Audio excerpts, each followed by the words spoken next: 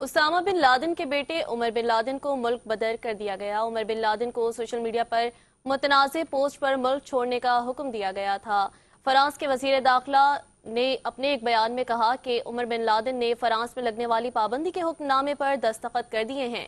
اکتوبر 2023 میں فرانسیسی حکام کی جانب سے اس کی رہائش کا کاغذات واپس لینے اور اسے باہر جانے کا حکم دینے کے بعد وہ ملک چھوڑ کر چلے گئے تھے۔ عمر بن لادن کئی سالوں سے فرانس کے علاقے میں مقیم تھے اور ایک گاؤں میں رہ رہے تھے۔ فرانس کے وزیر داخلہ نے 8 اکتوبر کو اعلان کیا کہ فرانسیسی حکام نے القاعدہ کے مقتول رہنما اسامہ بن لادن کے بیٹے عمر بن لادن کو سوشل میڈیا پر متنازع پوسٹوں پر ملک چھوڑنے کا حکم دیا تھا۔ وزارت نے مزید کہا کہ اس وقت حکام نے اسے 2 سال کے لیے فرانس واپس آنے سے بھی روک دیا تھا۔